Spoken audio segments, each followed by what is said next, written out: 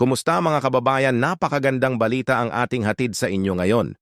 Confirmed na confirm ang pinakahihintay ng lahat ng pensioners sa Pilipinas. Ay dumating na ang ikalawang TR ng 1,000 pension increase. Ay naipasok sa mga GAIL account ng mga qualified GAARO pensioners. Hindi po ito fake news. Hindi ito clickbait. Ito ay totoo at nangyayari.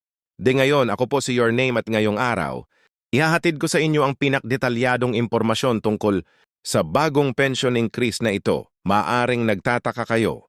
Bakit kailangan yung panoorin ang video na ito hanggang dulo? Simple lang po. Ang sagot dahil may mga critical na detalye, kayo dapat malaman para matiyak na makukuha ninyo ang nararapat na increase sa inyong pension. Marami sa ating mga pensioners ang hindi alam kung qualified ba sila o hindi. Marami rin ang nagtataka kung kailan maipapasok ang kanilang increase, kung magkano ang eksaktong matatanggap at kung ano ang dapat gawin kung sakaling may problema. Sa pagtanggap nito, lahat ng yan ay sasagutin natin ngayong araw. Alam ko may ilan sa inyo na naghihintay pa rin ang inyong pensyon increase at nagtataka kung bakit may iba na nakatanggap. Na huwag mag-alala dahil ipapaliwanag ko rin ang schedule ng release at kung paano i-check kung naipasok na ito sa inyong account, maging ang proseso ng verification at kung paano i-report. Ang anumang problema ay tatalakayin din natin.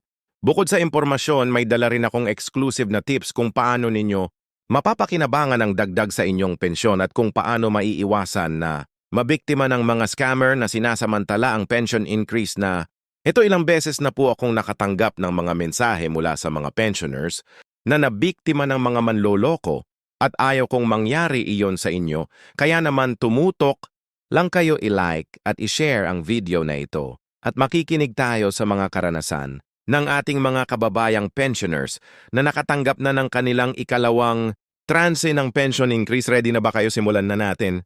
Maraming salamat sa patuloy na panonood. Bago tayo magpatuloy, gusto ko lang ipaalala sa inyo na i-click ang subscribe button at notification bell para lagi kayong updated sa mga pinakabagong balita tungkol sa repension at iba pang benepisyo para sa ating mga senior citizens at retirees.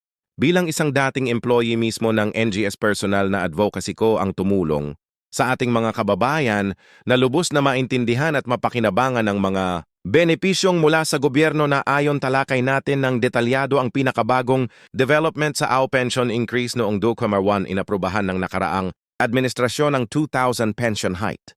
Nahahatiin sa dalawang trans. Ang unang 1,000 ay naipamahagi na noong 2000 at ang ikalawang 1,000 ay ipinapasok na ngayon sa mga account ng mga kwalipikadong pensioners. Ito ay isang malaking tulong para sa ating mga senior citizens, lalo na sa gitna ng patuloy na pagtaas ng mga presyo ng bili.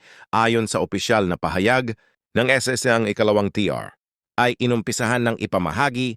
Nung nakaraang linggo ang rollout ay ginagawa ng batch EA batch. Ayon sa birth month ng mga pensioners, ang mga ipinanganak sa January hanggang March ay nakatanggap na ng kanilang dagdag na pensyon. Ang mga ipinanganak naman sa April hanggang June ay makakatanggap ngayong linggong ito. Ang mga ipinanganak sa July hanggang September ay sa susunod na linggo at ang mga ipinanganak sa October hanggang December ay sa huling linggo ng buwan na ito. Maraming nagtatanong kung talagang 1,000 ba ang matatanggap nila. Ang sagot po ay kung kayo ay kwalipikadong pensioner. Kwalipikado po ang lahat ng retirement, disability at death pension beneficiaries na nagsimulang tumanggap ng pensyon bago ang January 23. Kung kayo ay nagsimulang tumanggap ng pensyon pagkatapos nito, ang inyong pensyon ay maaaring nakabase na sa bagong computation system na isinaalang-alang na ang ikalawang tranche. May mga natatanggap akong tanong mula sa mga pensioners na nagtataka kung bakit ang kanilang natanggap ay mas mababa sa 1,000. Dapat nating maintindihan na ang 1,000 increase ay para sa mga pensioners na tumatanggap ng buong pension. Para sa mga partial pensioners o sa mga beneficiaries ng namatay na pensioners, ang increase ay kakalkulahin ayon sa percentage ng pension na natatanggap ninyo.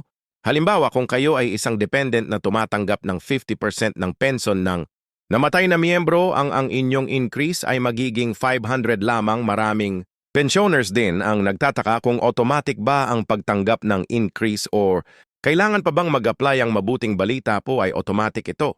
Hindi na kailangang pumunta sa RARO branch o mag-submit ng anumang application. Ang increase ay direktang idadagdag sa inyong buwanang pensyon. Subalit, mahalagang i-verify nyo sa inyong LAE online account o sa inyong bangko kung naipasok na nga ba ito. Para sa mga hindi pamilyar sa pag-check ng inyong A account online, hayaan niyong bigyan ko kayo ng step-by-step guide. Una, bisitahin ang opisyal na website ng SAA at mag-login gamit ang inyong IA online account. Pumunta sa disbursement record, do payment history at tingnan ang pinakahuling transaction kung nakasulat doon ang key pension panandang pandagdag, 1,000 additional benefit o katulad na description, ibig sabihin na pasok na ang inyong increase. Para naman sa mga hindi komportable sa paggamit ng online platform, maaari rin niyong tawagan ang NELA hotline sa 155 para i-verify kung naipasok na ang inyong pension increase. Gayon din, maaari rin niyong i-check ang inyong in o bank account para makita kung may nadagdag na sa inyong karaniwang pension amount. Napakaraming nagtatanong sa akin kung magkano ba talaga ang magiging pension nila pagkatapos ng increase. Para makalkula ito, idagdag lang ninyo ang 1,000 sa inyong kasalukuyang buwan ng pension. Halimbawa, kung kayo ay tumatanggap ng 5,000 na buwan ng pension, magiging 6,000 na ito pagkatapos ng increase. Para sa mga tumatanggap ng quarterly pension, ng dagdag ay magiging 3,000 kada quarter. May ilang pensioners na nagsasabi sa akin na hindi pa rin sila nakakatanggap ng unang TR ng pension increase nung 2,1 kung kabilang kayo sa kanila. Dapat po kayong mag-inquire kaagad sa pinakamalapit na RELA branch. Dalhin nyo ang inyong LAValid, G at anumang katibayan ng inyong pensyon tulad ng transaction history o bank statement. Maot no ba'y problema sa inyong account na kailangang ayusin. Hindi rin dapat nating kalimutang pag-usapan ang posibleng impact ng pension increase na ito sa sustainability ng A fund. Ayon sa mga ekonomista, ang additional burden sa RENA fund ay aabot sa humigit kumulang na 25 to 28 bilyon kada taon. Para matugunan ito, ipinatupad ng SIIA ang gradual increase sa contribution rate. Nung nakaraang taon, ang contribution rate ay tumaas mula 12% hanggang 13%.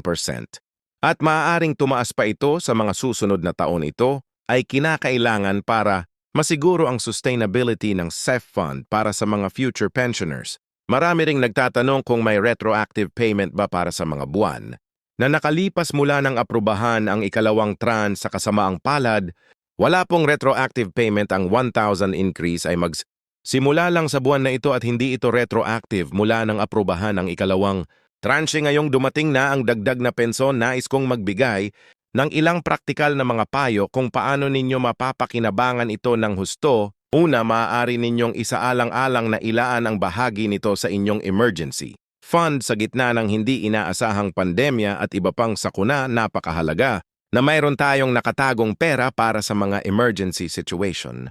Pangalawa, maaari rin ninyong isaalang lang na ilaan ang bahagi nito sa mga kinakailangang gamot o medical check-up. Alam nating sa edad ng pagre-retiro, mas kailangan natin ang regular na pagpapatingin sa doktor at pag-inom ng maintenance medications.